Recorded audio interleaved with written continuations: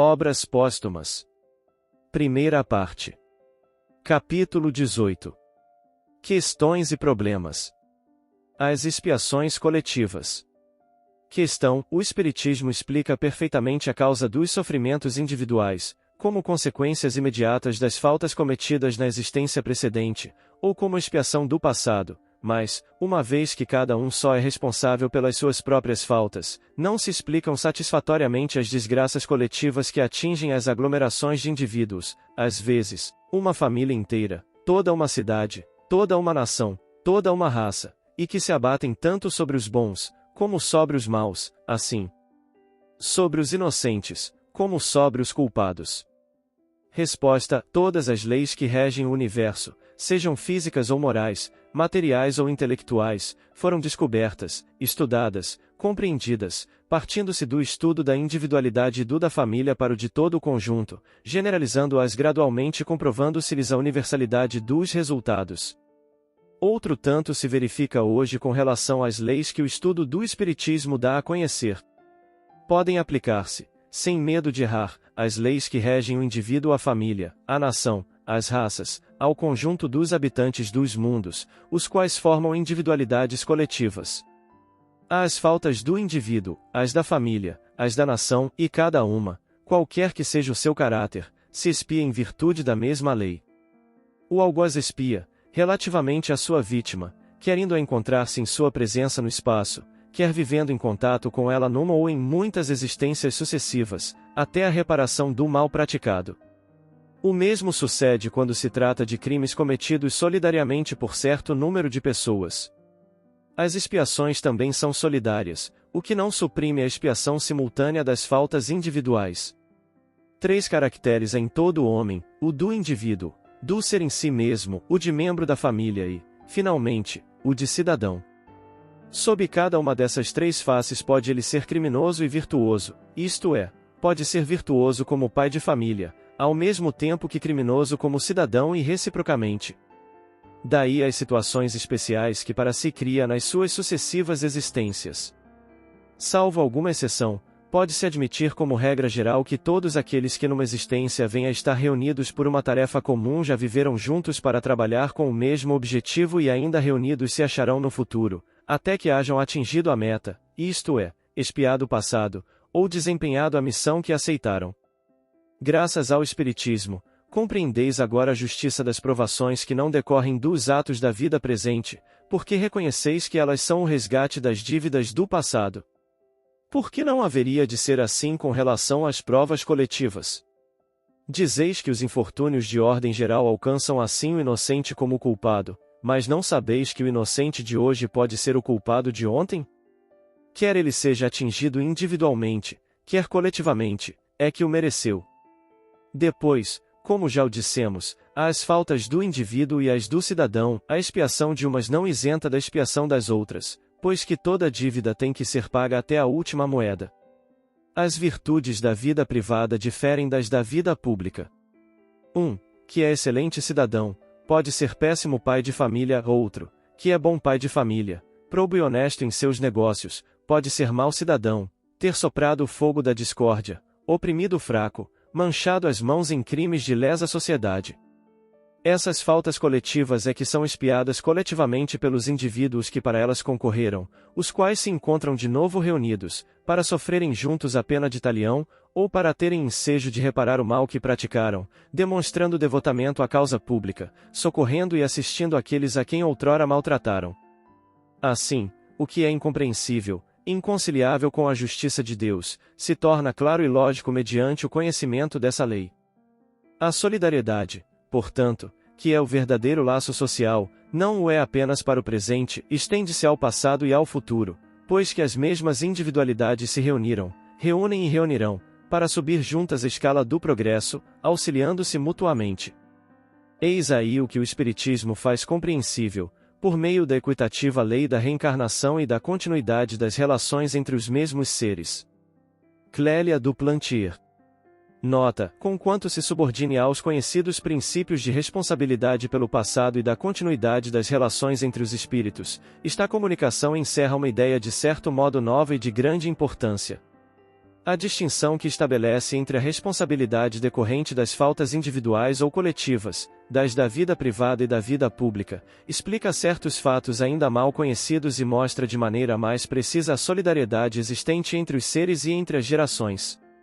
Assim, muitas vezes um indivíduo renasce na mesma família, ou, pelo menos, os membros de uma família renascem juntos para constituir uma família nova noutra posição social, a fim de apertarem os laços de afeição entre si, ou reparar agravos recíprocos.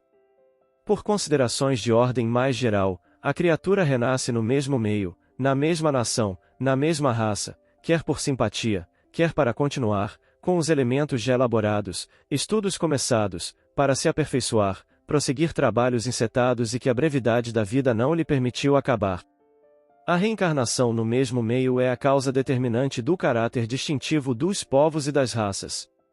Embora melhorando-se, os indivíduos conservam o matiz primário, até que o progresso os haja completamente transformado. Os franceses de hoje são, pois, os do século passado, os da Idade Média, os dos tempos druídicos, são os exatores e as vítimas do feudalismo, os que submeteram outros povos e os que trabalharam pela emancipação deles, que se encontram na França transformada, onde uns espiam, na humilhação, o seu orgulho de raça e onde outros gozam o fruto de seus labores.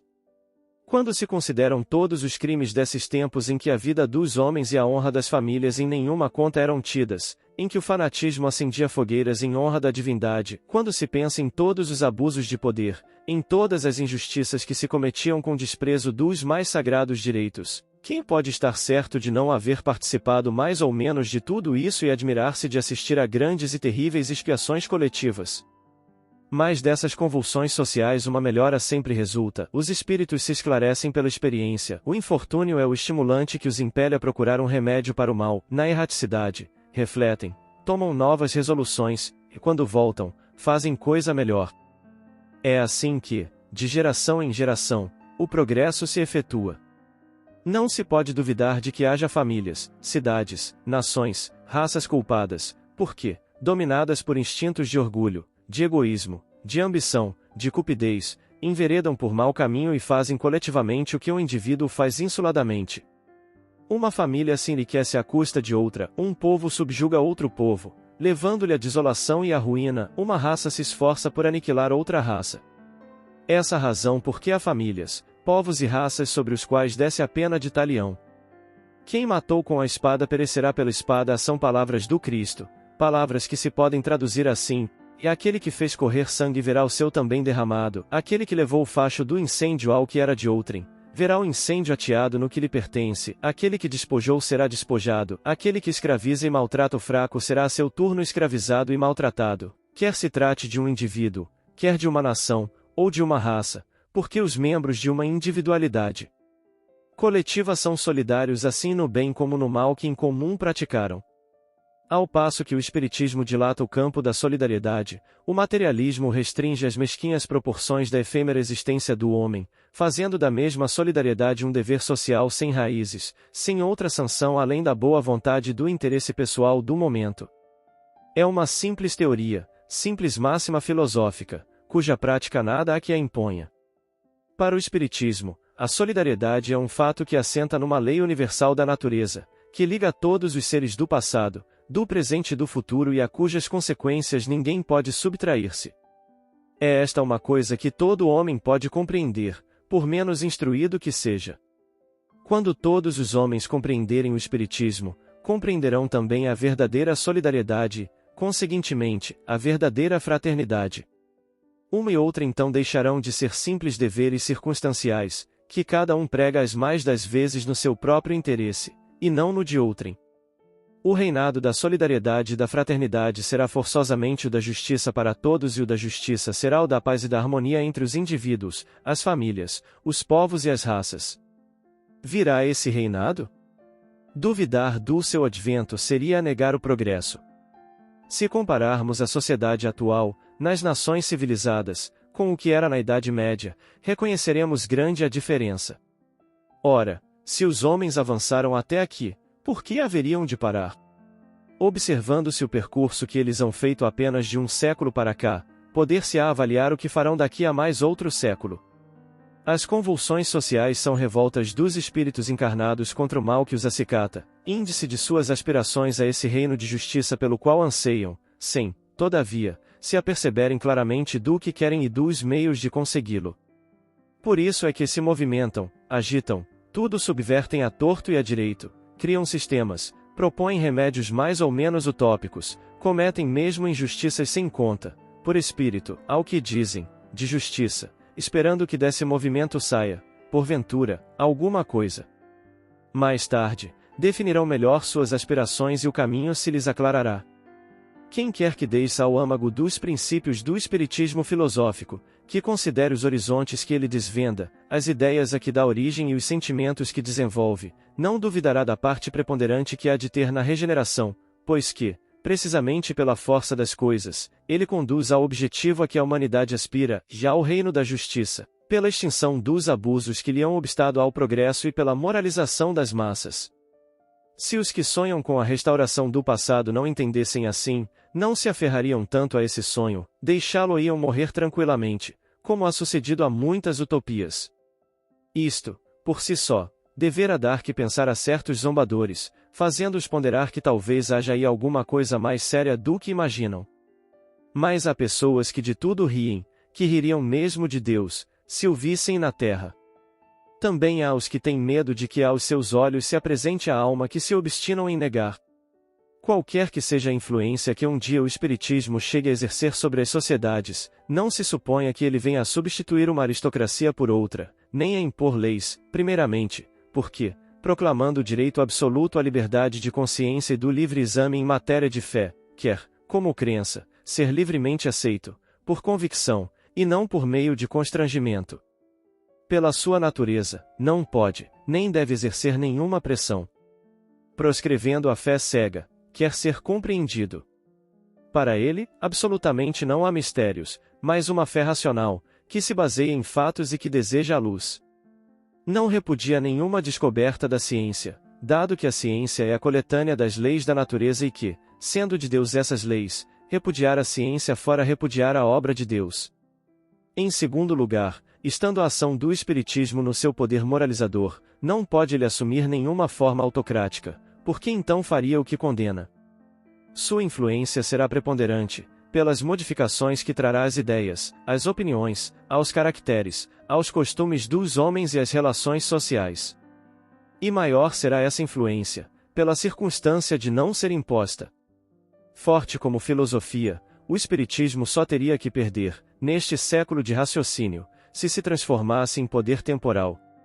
Não será ele, portanto, que fará as instituições do mundo regenerado, os homens é que as farão, sob o império das ideias de justiça, de caridade, de fraternidade e de solidariedade, mais bem compreendidas, graças ao espiritismo. Essencialmente positivo em suas crenças, ele repele todo misticismo, desde que não se estenda esta denominação, como fazem os que em nada creem, a crença em Deus, na alma e na vida futura. Induz, é certo, os homens a se ocuparem seriamente com a vida espiritual, mas porque essa é a vida normal, sendo nela que se tem de cumprir os nossos destinos, pois que a vida terrestre é transitória, passageira. Pelas provas que apresenta da realidade da vida espiritual, ensina aos homens a não atribuírem mais que relativa importância às coisas deste mundo, dando-lhes assim força e coragem para suportar com paciência as vicissitudes da vida terrena. Ensina-lhes que, morrendo, não deixam para sempre este mundo, que podem a ele voltar, a fim de aperfeiçoarem sua educação intelectual e moral, a menos que já estejam bastante adiantado para merecerem passar a um mundo melhor, que os trabalhos e progressos que realizem, ou para cuja realização contribuam, lhes aproveitarão, concorrendo para que melhorada se lhes torne a posição futura. Mostra-lhes dessa forma que é de todo o interesse deles não o desprezarem. Se lhes repugna voltar aqui, uma vez que possuem o livre-arbítrio, deles depende o fazerem o que é necessário a se tornarem habitantes de outros orbes, mas que não se iludam sobre as condições que devem preencher para merecerem uma mudança de residência.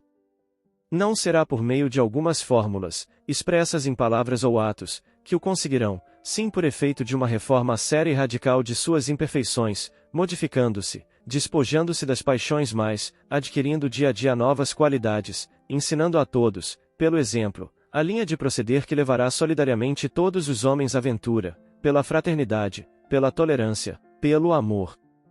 A humanidade se compõe de personalidades, que constituem as existências individuais, e das gerações, que constituem as existências coletivas. Umas e outras avançam na senda do progresso, por variadas fases de provações que, portanto, são individuais para as pessoas e coletivas para as gerações. Do mesmo modo que, para o encarnado, cada existência é um passo à frente, cada geração marca um grau de progresso para o conjunto. É irresistível esse progresso do conjunto e arrasta as massas, ao mesmo tempo que modifica e transforma em instrumento de regeneração os erros e prejuízos de um passado que tem de desaparecer. Ora, como as gerações se compõem dos indivíduos que já viveram nas gerações precedentes, segue-se que o progresso delas é a resultante do progresso dos indivíduos. Mas quem demonstrará, poderão dizer, a existência de solidariedade entre a geração atual e as que a precederam, ou entre ela e as que lhe sucederão? Como se poderia provar que eu já vivi na Idade Média, por exemplo, e que voltarei a tomar parte nos acontecimentos que se produzirão na sucessão dos tempos? Nas obras fundamentais da doutrina e na revista, o princípio da pluralidade das existências já foi exaustivamente demonstrado, para que ainda nos detivéssemos aqui a demonstrá-lo. Nos fatos da vida cotidiana fervilham provas e uma demonstração quase matemática. Limitamo-nos, pois, a concitar os pensadores a que atentem nas provas morais que decorrem do raciocínio e da indução. Será, porventura, necessário vejamos uma coisa, para que nela acreditemos? Observando efeitos, não se pode adquirir a certeza material da causa? Afora da experiência, a única senda legítima que se abre para essa investigação consiste em remontar do efeito à causa. A justiça nos oferece notabilíssimo exemplo desse princípio, quando empreende descobrir os indícios dos meios que serviram à perpetração de um crime, as intenções que se agregam à culpabilidade do malfeitor.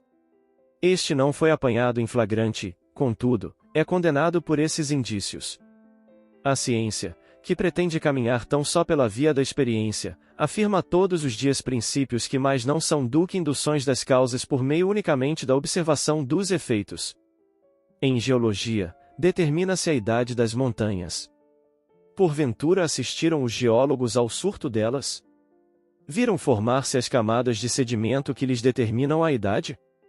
Os conhecimentos astronômicos, físicos e químicos permitem se avaliem o peso dos planetas, suas densidades, seus volumes, a velocidade que os anima, a natureza dos elementos que os compõem. Entretanto, os sábios não fizeram experiências diretas e é a analogia e a indução que devemos tão belas e preciosas descobertas. Os homens de antanho, baseados nos testemunhos de seus sentidos, afirmavam ser o Sol que gira em torno da Terra. No entanto, esse testemunho os enganava e prevaleceu o raciocínio. O mesmo se dará com os princípios que o Espiritismo sustenta, desde que se disponham a estudá-los, sem prevenções, e, então, a humanidade entrará, real e rapidamente, numa era de progresso e de regeneração, porque, já não se sentindo isolados entre dois abismos, o desconhecido do passado e a incerteza do porvir, os indivíduos trabalharão com energia por aperfeiçoar e multiplicar os elementos da felicidade que tem de ser obra deles, porque reconhecerão que não é devida ao acaso a posição que ocupam no mundo e que eles próprios gozarão, no futuro e em melhores condições, do fruto de seus labores e de suas vigílias. É que o Espiritismo lhes ensinará que, se as faltas coletivamente cometidas são expiadas solidariamente, os progressos realizados em comum são igualmente solidários, princípio em virtude do qual desaparecerão as dissensões de raças, de famílias e de indivíduos e a humanidade, livre das faixas da infância, avançará célere e virilmente, para a conquista de seus verdadeiros destinos.